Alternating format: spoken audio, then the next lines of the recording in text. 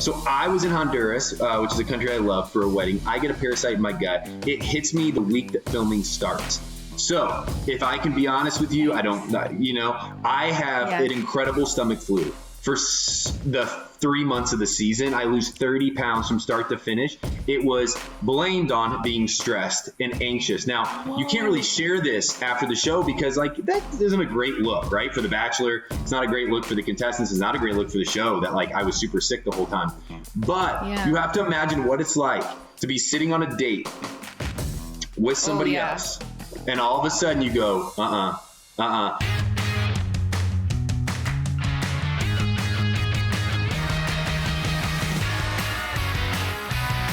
Hey guys, welcome on into Drinks with Binks. I'm Julie Stewart-Binks. This is the show that gabs with the greatest in sports, entertainment, and media over a beverage of their choice. And we are coming to you on this beautiful President's Day, also known as Family Day in Canada, for those of you who don't know. I mean, it's probably Family Day every day, but today is a national holiday in God's country. And speaking of holidays, we just came off of Valentine's Day. So happy Valentine's Day, Galentine's Day, Valentine's Day, No-Tine's Day, Red Vines Day, however you celebrated it. We hope that you had a great time nonetheless. And this is what makes today's guest so perfect, is because we just came off of Valentine's and roses and chocolate and all that. And this guy knows everything about dating and all that jazz, because you may know him from the hit TV show, The Bachelor. He is also recently published author of the book Alone in Plain Sight, co-host of the podcast Almost Famous with Ashley I, none other than Ben Higgins. Ben, welcome to the show. Thanks so much for joining us. I know you've been busy, so appreciate the time. Well, yeah, thanks for the introduction. That was very nice. And I'm not going to claim to know everything, but I'm going to try my best today. But yes, thanks for having me. Well, you certainly know a lot because you have written a book, which is quite the accomplishment. So congratulations. And as we do here on the show, we like to make a toast. We have a drink. And so you have chosen what for us to drink today? Generous Coffee. So this is the coffee company that I started with a few buddies of mine. It is a for-purpose coffee company, and it is specialty grade coffee. So it is the best coffee in the world. You can find it at generouscoffee.com. So, yes, that's what we're drinking. Awesome. Okay. And I wish I had it. I don't have it today. Usually I have whatever my guests are drinking, but I will certainly check it out. And what are we toasting to?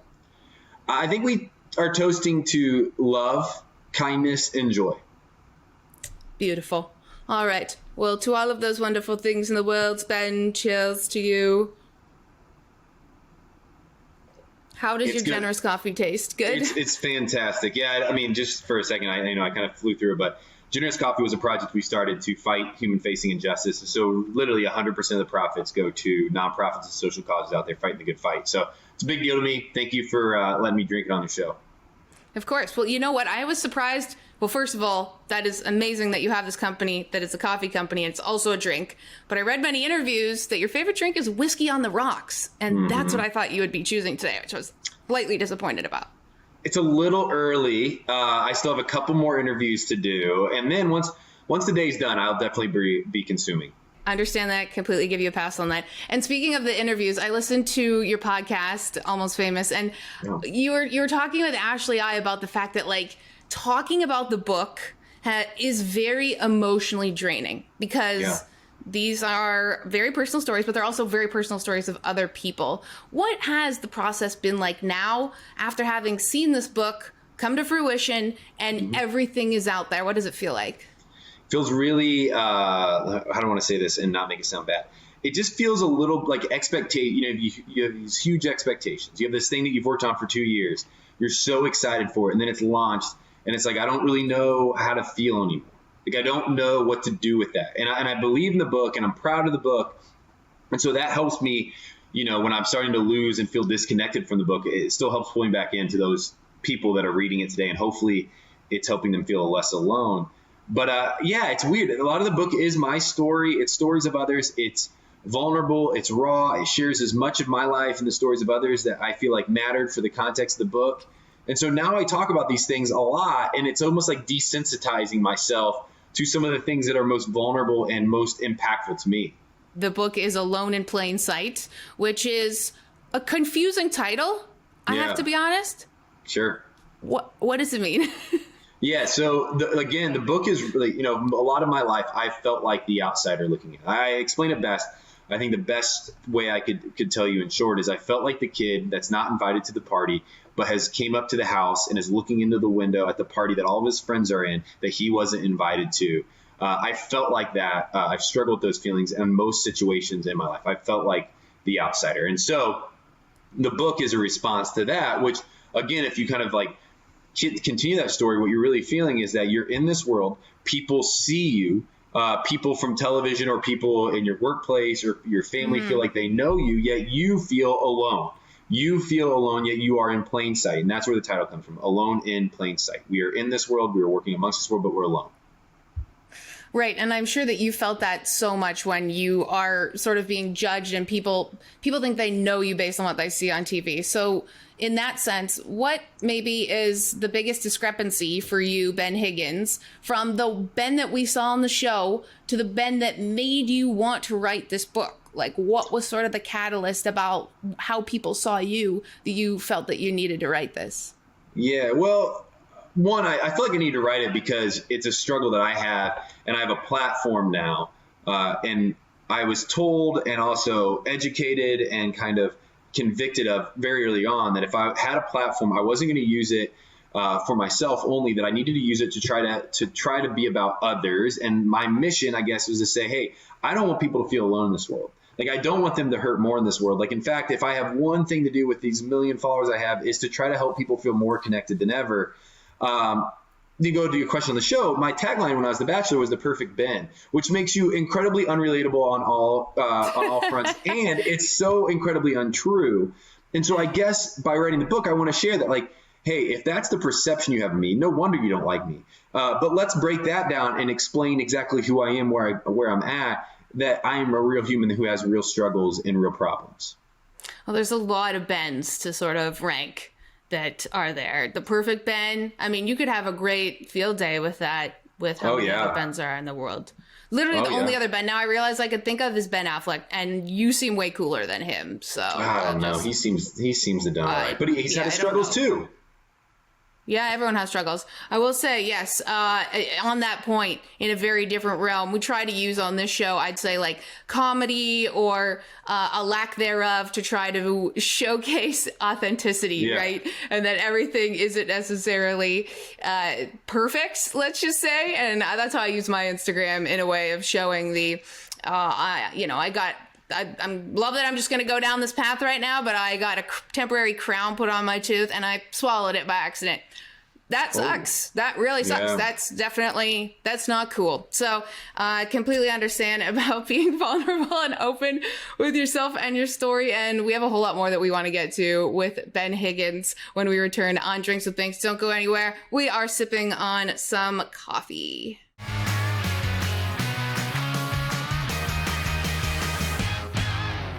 Hey guys, it's Kimberly A. Martin from ESPN, and I just had Drinks with Binks.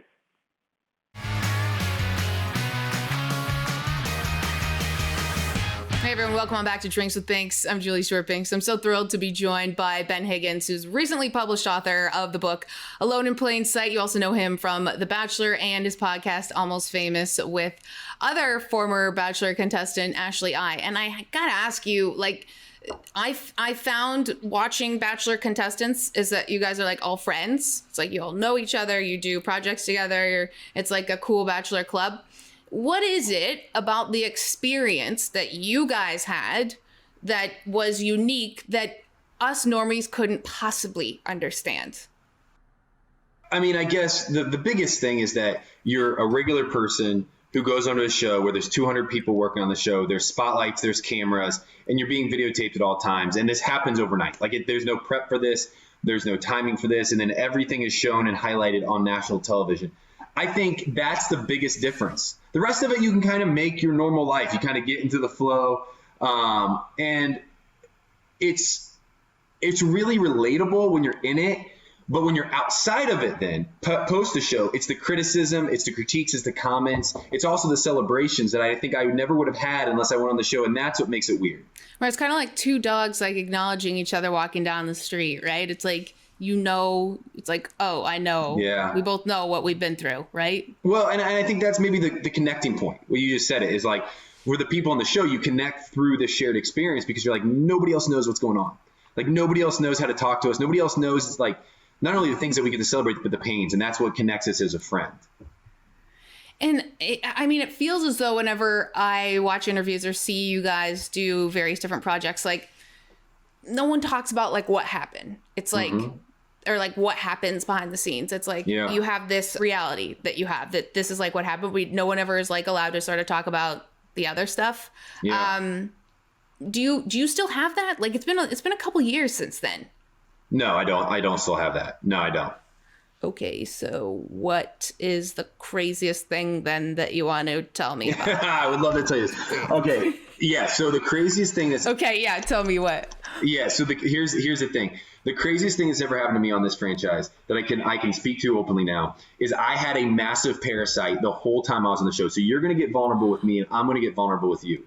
So I was in Honduras, which is a country I love, for a wedding. I get a parasite in my gut. It hits me the week that filming starts. So if I can be honest with you, I have an incredible stomach flu. For the 3 months of the season, I lose 30 pounds from start to finish. It was blamed on being stressed and anxious. Now, you can't really share this after the show because like that isn't a great look, right? For The Bachelor, it's not a great look for the contestants. It's not a great look for the show that like I was super sick the whole time. But you have to imagine what it's like to be sitting on a date with somebody else. And all of a sudden you go, You just got to tap out. You run. So that's this one-on-one is over. Meanwhile, you just really got to get to the can. Okay. Yeah, that's the craziest story that I've kind of kept hidden. I've covered up, but I'll share it with you. Thank you. I appreciate that. So because I told you about swallowing my crown, you told me because it's probably going to end in the same way that your situation had. I appreciate that. We've really connected here on the show. Kind of like I imagine the level of connection you have with someone that you end up proposing to. At this point, we've actually, this is like, we've gotten pretty far on the show here now. Yeah. Okay. So, but having been on it, what's the most annoying question that people ask you about your experience? Is it real? Is it all fake? Or they say I'm a great actor. I get still comments like, you're my favorite actor. And I'm like, you've never seen me act. You don't want to see me act. I'm not good at it. I've tried it once and failed miserably. I've never been invited back. So I think that's just the most, because what it does is it dismisses the conversations that can exist from the show. It dismisses the relationships that happen on the show. It dismisses the friendships and tears. Like it dismisses it. Now, I'm not going to sit here and say, hey, it's not a television show. It is. But it's real. And it's as real as any other show I've ever done, which I've not really done any other shows. Yeah. So it's 100 for 100 on real shows that you've done. I got to tell you, since we're doing a tell-all on Drinks with Binks, everyone knows this. I think everyone in my crew knows this. Yeah, I applied for The Bachelor a couple years ago. And not only did I apply for it, Ben, I went above and beyond applying for it. I reached out to a couple people I know who'd been on the show before that I knew. I was like, can you put in a good word casting for me? I went so far, nothing. Never heard a word. So I'm still pretty miffed over it. Like, I'm confused too. Now, who was The Bachelor? Colton, which would never have worked out. It would have destroyed him. So just would have been probably they saw that coming a mile away. But why do you think, considering I didn't get it, step aside, I know we know each other pretty well right now, but why do you think people get chosen to be on the show? Like, what is the magic they have? Well, the secret sauce is timing. One is, everybody has a different personality that goes on the show. I really do believe they cast like a group of people that has one personality, a group of people that have a little bit different personality and another, and so it's like, who have they filled? Who do they have? Who do they not have at that moment? And, I knew people that went on my season of The Bachelorette with Caitlin that applied 5 years earlier, and now they're just getting on. So like you still might get the phone call, which would be awkward and weird for a couple different reasons, but it goes into a bank and it just, I think it's timing. Well, you never know. I mean, they could call me any day and then we wouldn't have studio scheduling problems. Me and my boyfriend, it would just be like, hey, sorry, just me in here right now. Jokes. He can hear me because it's a studio apartment. Okay, so, getting into just some more serious stuff. This week we've seen Chris Harrison and his comments about one of the contestants on the current Bachelor. And also in an interview with Rachel Lindsay, former Bachelorette, that were problematic. And I know you've spoken out about them. What's sort of your biggest takeaway about what's going on right now? I think the biggest takeaway now is that they were problematic. They hurt a bunch of people. They definitely didn't help us on the pursuit of becoming more educated, of learning more, of fighting for racial reconciliation and racial justice. And I think we're seeing that now where we sit today, which is a few days after. And I don't know if you could say this, the kind of the storm of it all, like the moment hit. We've gone a couple days after it. We're starting to see, okay, what can we do with this? And I think that's the big place I sit today, is asking myself the question in my own network and my own people, my own friend group, and with my platform, is what can we now do with the things that we've seen and learn? How do we get better? And I hope that Chris is asking those questions. I hope that everybody's asking those questions. But that's kind of where I sit today, is what do we do with this, and how do we work to not forget about it and move on, but to get better from it? Is it going to be super strange that he's still on the show right now that's already been shot, but he's like stepped away?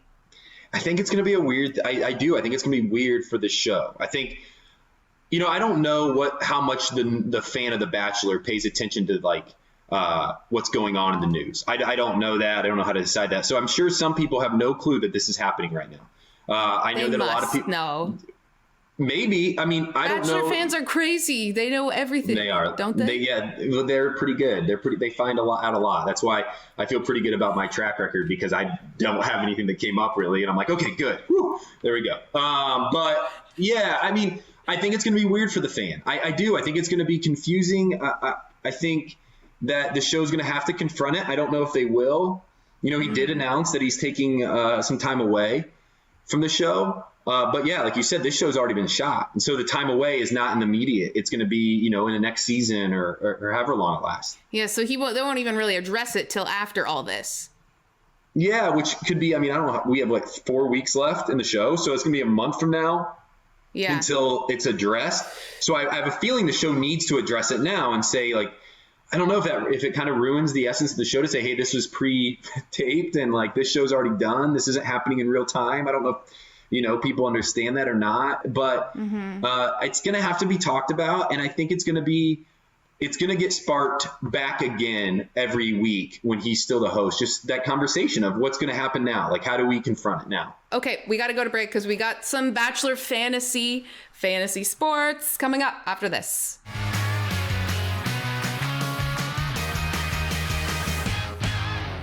Hey everybody, Colin Hanks here, having a drink with Binks.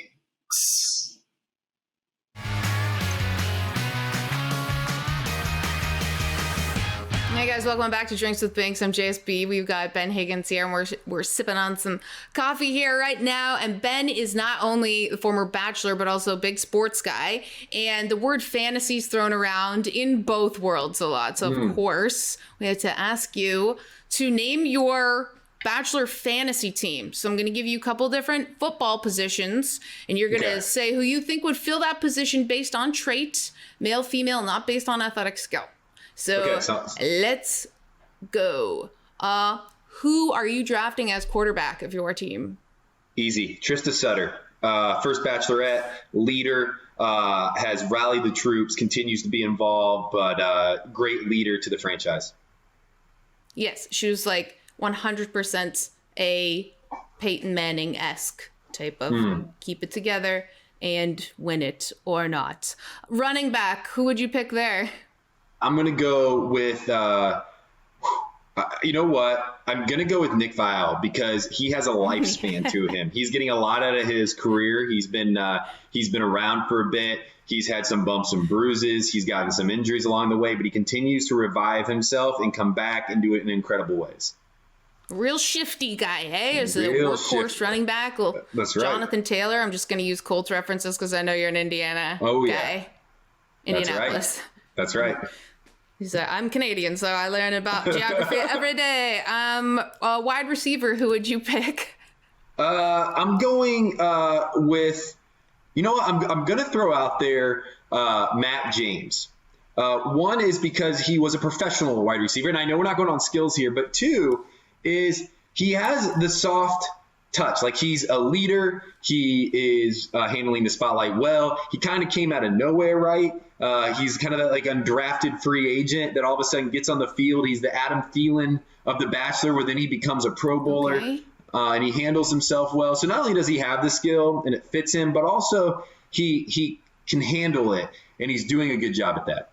Yes, very adaptable under many different situations. Okay, who are you? Let's just use, who's your defense in general? Oh, I'm going to go, the leader of the defense is Rachel Lindsay. Obviously, right now, Rachel she's outspoken. She says it how she's feeling it. She can rally the people. She can rally the defense, and she protects the field. And I think that's why first that comes to mind, Rachel Lindsay.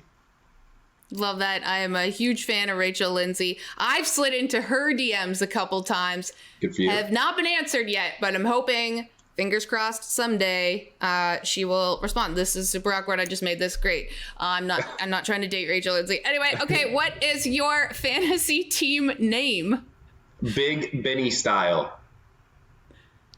Big Do you want Benny me to style. elaborate on that? It's just, it came up. It was my email when I was in middle school. It was my AIM name when I used to do like that. And I forget the other thing that we, ICQ, just Big Benny style, kind of like promoted that I was tall, promoted my name, and then, kind of like threw in there that I have style, which I don't, but at least I say it. I was Cassandra989 in my screen name because I love the name Cassandra. That's a great story. Thank you so much, Ben, for playing this with us here today. Incredible team that you drafted, and can't wait to see how they do this season. We have a whole lot more to get to with Bachelor Ben Higgins, recently published author, here on Drinks with Binks. Don't go anywhere.